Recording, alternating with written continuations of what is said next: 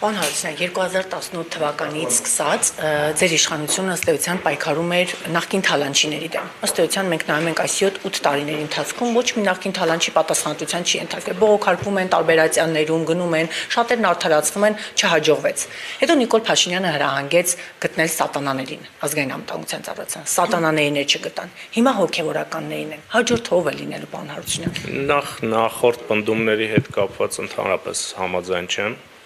Եվ մենք բազմիցս արդեն ունեցել խոսելու այս թեմայով, այսպես ասած նախկին թալանչիներին պատասխանատվության կանչելու։ Երեք ազգային ժողովի նիստի կառավարության նիստի ժամանակ այդ հարցին անդրադարձ եղել է, այդ ինստիտուտները սկսել են աշխատել։ Մենք ուզում ենք, որպեսզի այդ ամեն ինչը ինստիտուցիոնալ լինի։ Վարչապետը երեք շատ հստակ ասեց, այո, հեղափոխությունից հետո հնարավոր էր գնալ եւ ամբողջ այդ ապօրինի գույքը, այսպես ասած, որը համարում ենք այդպիսի, իդ վերադարձնել պետությանը։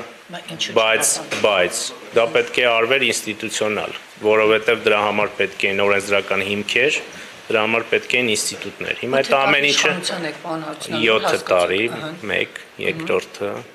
այդ ամեն ինչը, եթե համեմատեք մյուս երկրների հետ, որտեղ նմանատիպ գործընթացներ են եղել, շատ ավելի արդյունավետ է հիմա տեղի ունենում, քան այլ երկրներում նման ինստիտուտներ ստեղծելիս։ Պարոն Հարությունյան, ինչ վերաբերում է սատանաներին, դրանք փակ կառույցներ են եւ վստահաբար այն գործընթացները, որոնք տեղի են ունենում այդ կառույցներում,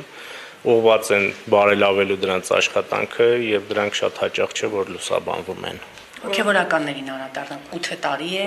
նոր 7 տարի է, նոր հիշեցիք, որ կաթողիկոսը նման գործընթացները ըստ տրամաբանության են գալիս օրակարգ։ Եվ երբ որ մյուս հարցերը իրենց լուծումներն են ստանում կամ ընթացքում են լինում, առաջանում են նաև նման խնդիրներ։ Եկեղեցու հետ կապված մենք նախկինում էլ, հատկապես վերջին տարիներին էլ ասել ենք, որ երբ որ եկեղեցին որոշակի գործընթացներ անում միջամտելու քաղաքական գործընթացներին, երբեմն պետք է նաև պատրաստ լինել, որպեսզի նրան, որ այլ հարցադրումներ կհնչեն քաղաքական դեմքերի կողմից, մասնավորապես այս հարցադրումը, որը արվել է։ Անձնական կյանք, պարոն Հարությունյան։ Մենք անձնական ներողություն հերթով խնդրում եմ։ Անձնական կյանքին որևէ մեկը չի միջամտել, անձնական կյանքի հետ կապված բոլոր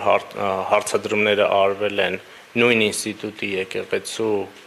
ինստիտուցիոնալ տրամաբանության մեջ, տվյալ դեպքում բուսակրոնության ինստիտուտի վերաբերյալ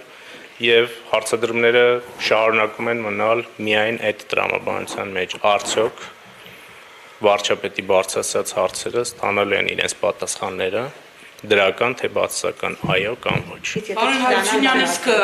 հարաբերվելու այդ ձևը չի վնասում եւ եկեղեցուն նրա կառույցին ընդհանրապես եւ հենց պետության հեղինակությանը, այլ ձև չկա հարաբերությունների բացման։ Մենք կարծում ենք, որ այդ պատասխանների հարցերը միայն առողջացնելու են եկեղեցին որպես ինստիտուտ։ Այսինքն անձնական կյանքը քերին, այսինքն իշխանությունը ինչ քայլերի կդիմի, չի պատասխանում հիմա եկեղեցին։ Ըստ էության այն քայլերի շրջանակում, որը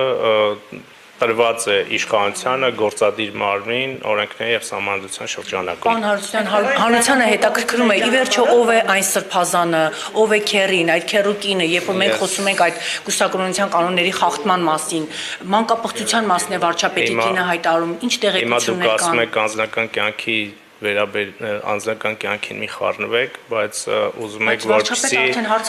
անուններ հնչեցվեն, ես չգիտեմ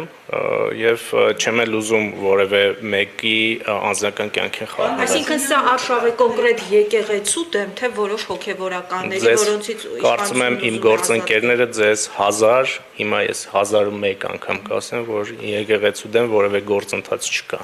Մանկապղծություն Enterprise-ի տնօրեն նշանակվեց արտգործնախարարի կինը, ինչու փոխեցիք եւ արդյոք այստեղ նշանակի բախում չկար այլ ավելի անկախ տեխնացիով նշանակ։ Ես կարծում եմ, որ իմ գործընկերները նաեւ այդ տրամաբանության մեջ են նայել նշանակումից առաջ, եղել է մրցույթ, եղել են տեխնացուներ, եթե չեմ սխալվում, շատ տեխնացուներ են եղել, հետո եղել են հարցազրույցներ, որի արդյունքում որոշում է կայացվել եւ վստահ եմ, որ այդ տրամաբանության մեջ են նայել։ Օբյեկտիվ